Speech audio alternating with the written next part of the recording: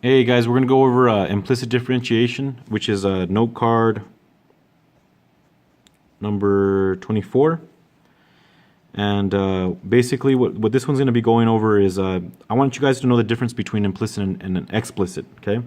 So explicit means that it's solved for y. You can basically tell which one's your you have your dependent variable and your independent variable separated. So let's say, for example, x squared plus 3. Okay, so you have your function solve for a certain variable. So here it would solve for y in terms of the other. Okay, an example one is like number 1. Okay, so you have here y to the 4th plus x cubed y to the 5th minus 2x to the 7th is equal to 13. So here basically what you notice is that it's not solved for y. So the problem here is that when you take the derivative of y, it's an unknown. You don't know that function, so you're going to have to attach a dy dx every single time. So what we're going to do is we're going to start off by taking the derivative regularly using the power rule and maybe some product rule, and then I'm going to tell you to attach a dy dx every time you take the derivative of y. So for example, here the derivative of y to the 4th is 4y to the 3rd, and that's the actual derivative, but I'm going to attach a dy dx simply because it's the y, it's the unknown. I don't know what the function's equal to, okay? All right, the next portion here is x cubed times y to the 5th, which requires us to use the product rule. So the derivative of the first is 3x squared times the second, which is y to the 5th, plus, now flip-flop, I'm going to rewrite the first times the derivative of the second. So the derivative of y to the 5th is 5y to the 4th times, and remember you have to attach a dy dx every single time. Okay? And then minus here, just regular power rule, so it's going to be 14x to the 6th is equal to, the derivative of 13 is 0. Okay? So the rule here, what you need to do is you need to solve for dy dx. You're trying to get the derivative. So I'm going to go ahead and solve for dy dx. So what that means, I need to move, I have 4 terms. I have 1, 2, 3, 4.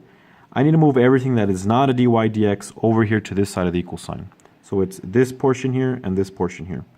So I'm going to rewrite this dy dx, everything that I'm keeping, I'm going to rewrite it.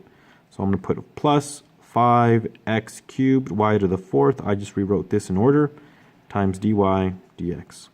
Everything else is going to come over here to the other side. So since this is positive, the only thing that's changing is the sign, so it's going to be negative 3x squared times y to the 5th. Move this over as well. You get a positive 14x to the 6th. Okay? All right, next portion, next thing that's up is you're going to factor out a dy dx from both. Okay? So here it's going to be dy dx, okay, leaving these two things inside, because if I factor it out, this is gone, and it's out here. So I'm going to rewrite everything that I didn't factor out. So 4y to the 3rd plus 5x cubed y to the 4th equals to negative 3x squared y to the 5th plus 14x to the 6th. Okay. Now I'm going to go ahead and divide by 4y cubed plus 5x cubed times y to the 4th on both sides. 4y cubed plus 5x cubed times y to the 4th. So this simplifies to a 1, and we're just left with dy dx equals to negative 3x squared times y to the 5th plus 14x to the 6th over 4y cubed plus 5x cubed y to the 4th. Okay, so this is your final answer right here, and it seems like it's a lot of work, but I think you guys can kind of follow along, because all you're doing is trying to isolate the dy dx, except there's just more variables and more powers. So don't make sure you're very neat, and I think it'll all work out. Okay. All right. The next problem here is going to be, it says find the line of tangency and normal line to the curve x squared minus xy plus y squared is equal to 7. And they want you to find the tangent and normal at the point negative 1, 2. So in order for you to find an equation of a line, you need a point and you need a slope. And here, since we have two equations, we need a slope for the tangent, and here we're going to need a slope for the normal. Okay? So we already have the point, negative 1, 2. So to get the slope of the tangent, we just take the derivative of this and then plug in negative 1, 2. So the derivative of this portion here is 2x, okay, minus, here we're going to take the derivative, and we're going to use a product rule. And I'm going to attach the negative with the x. So the derivative of negative x is negative 1 times the second, which is y. Plus, rewrite the first, so negative x, times the derivative of y is dy dx. Okay, now we're going to take the derivative of this one, which is plus 2y dy dx is equal to 0. All right, I'm going to go ahead and plug in negative 2 and negative 1 and 2 into each one before even simplifying, because I don't want to make a mistake. So here 2 times x is 2 times negative 1, which is negative 2. And then my y here is 2, so 2 times negative 1 is also negative 2. Plus this negative times this negative here is going to be a 1. So I have 1 dy dx.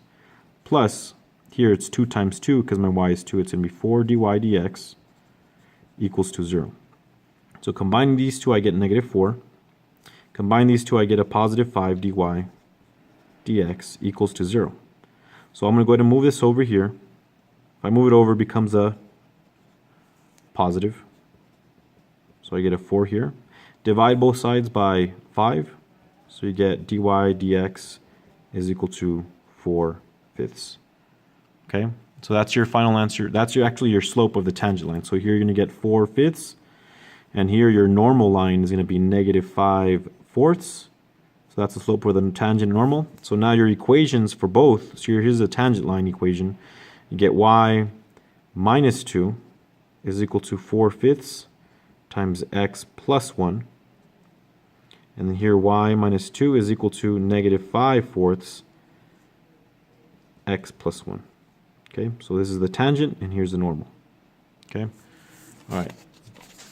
The next portion that we're going over, it's asking us to find the instantaneous rate of change. So we need to find IROC.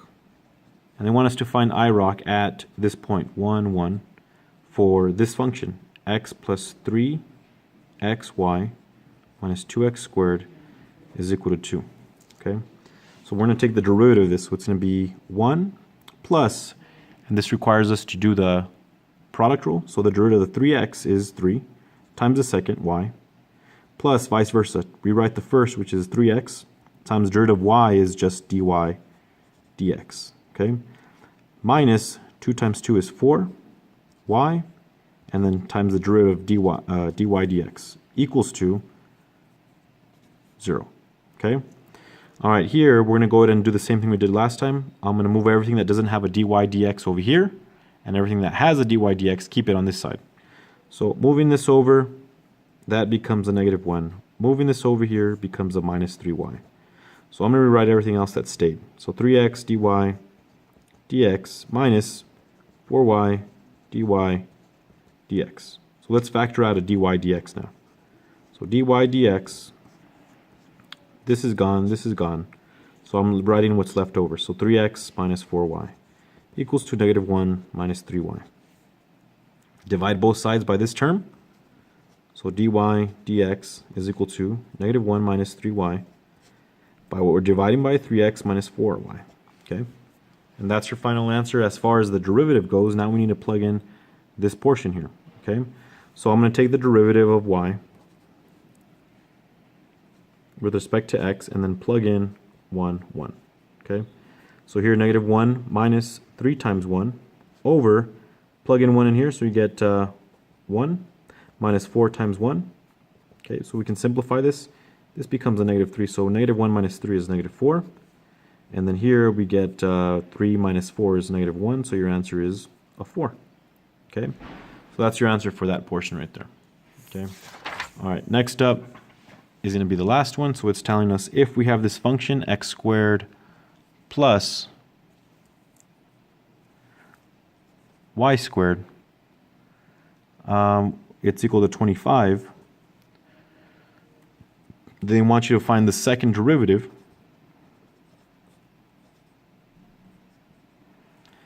at the point 4, 3. Okay?